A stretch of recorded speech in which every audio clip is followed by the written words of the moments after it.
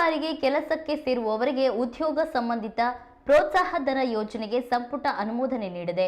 ಇದರಿಂದ ಉದ್ಯೋಗ ಸೃಷ್ಟಿಸುವ ಯೋಜನೆಯನ್ನು ಕೇಂದ್ರ ಹೊಂದಿದ್ದು 2 ಕಂತುಗಳಲ್ಲಿ ಸರ್ಕಾರವೇ ವೇತನ ನೀಡಲಿದೆ. ಈ ಕುರಿತು ಇಂದು ಶಿವಮೊಗ್ಗದಲ್ಲಿ ನಡೆದ ಪತ್ರಿಕಾಗೋಷ್ಠಿಯಲ್ಲಿ ಪಿಎಫ್ನ ಖಾತೆ ಅಧಿಕಾರಿಯಾದ ಸುನಿಲ್ ಮಾಹಿತಿ ನೀಡಿದರು. ಈ ಯೋಜನೆಯನ್ನು ಸದುಪಯೋಗಪಡಿಸಿಕೊಳ್ಳುವಂತೆ ಸಾರ್ವಜನಿಕರಲ್ಲಿ ಆಗ್ರಹಿಸಿದ್ದಾರೆ.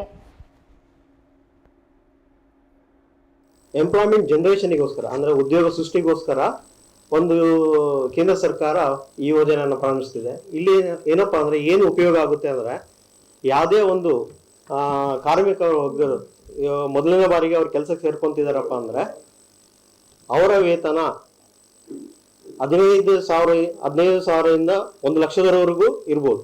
1 ಲಕ್ಷದ ಯೋಜನೆಯವರು ಈ ಒಂದು ಯೋಜನೆ ಅಡಿಯಲ್ಲಿ ಒಂದು ಫಲಾನುಭವಿಗಳಾಗಿರ್ತಾರೆ. ಇಲ್ಲಿ ಪಾರ್ಟ್ ಎ ಪಾರ್ಟ್ ಬಿ ಅಂತ ಇದೆ. ಇದು ಆಗಸ್ಟ್ 1 ಇಂದ ಜುಲೈ 31, 2027 ವರೆಗೂ ಇದು 2 ವರ್ಷಗಳ ಕಾಲ ಈ ಒಂದು ಯೋಜನೆ ಇರುತ್ತೆ.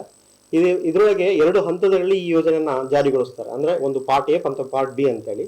ಪಾರ್ಟ್ ಏನಪ್ಪಾ ಅಂದ್ರೆ ಪಾರ್ಟ್ ಎ ಯಾರಿಗೆ ಉಪಯೋಗ ಆಗುತ್ತೆ ಅಂದ್ರೆ ಇವರು ಡೈರೆಕ್ಟ್ ಆಗಿ ಯಾರು ಉದ್ಯೋಗ ಯಾರು ಮಾಡ್ತಾರಲ್ಲ ಅವರಿಗೆ ಇದು ಉಪಯೋಗ ಆಗುತ್ತೆ.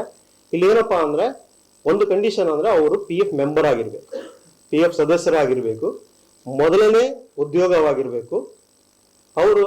ಅವ್ರದ್ದು ಯಾರು ಎಲಿಜಿಬಲ್ ಅಂದ್ರೆ 1 ಲಕ್ಷದವರೆಗೂ ಒಂದು ತಿಂಗಳಿಂದ ಸಂಬಳ ಇರೋರು ಇದರಲ್ಲಿ ಎಲಿಜಿಬಲ್ ಆಗ್ತಾರೆ. ಅವರಿಗೆ ಸರ್ಕಾರ ಏನ್ ಮಾಡುತ್ತೆ ಅಂದ್ರೆ 15,000 ರೂಪಾಯಿಗಳ ಒಂದು ಪ್ರೋತ್ಸಾಹಧನಗಳನ್ನು ಕೊಡ್ತದೆ. ಅದು 2 ಹಂತದಲ್ಲಿ ಕೊಡ್ತಾರೆ. 6 ತಿಂಗಳ ನಂತರ ಒಂದು ಉದ್ಯೋಗಕ್ಕೆ ಸೇರಿ 6 ತಿಂಗಳ ನಂತರ ಅವರಿಗೆ ಮೊದಲ ಇನ್ಸ್ಟಾಲ್ಮೆಂಟ್ 7,500 ಬರುತ್ತೆ.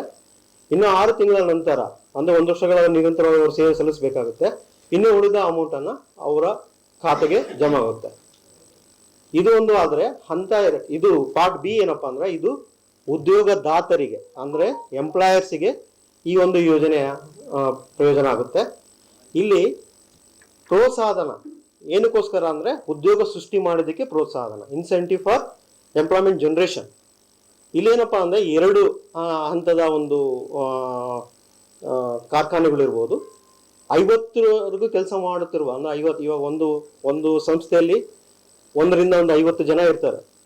ಮತ್ತೆ 50ರಿಂದ ಇನ್ನು ಎಷ್ಟೇ ಸಂಖ್ಯೆ ಇರೋದು 2 ತರದ ಕಾರ್ಖಾನೆಗಳಿರ್ತವೆ.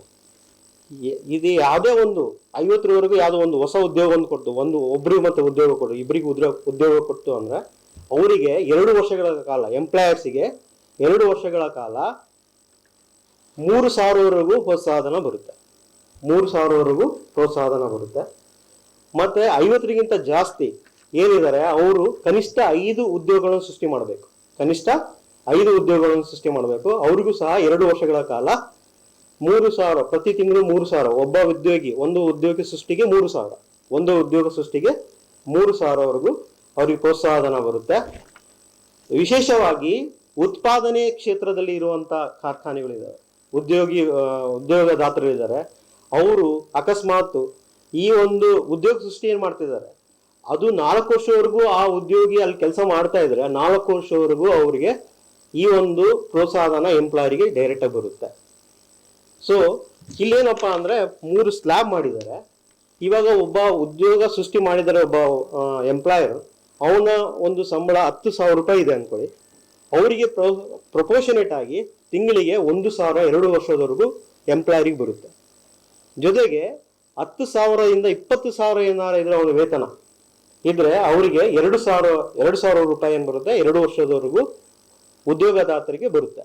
ಹಾಗೆ 20,000ರಿಂದ 1 ಲಕ್ಷದವರೆಗೂ ಏನಾರ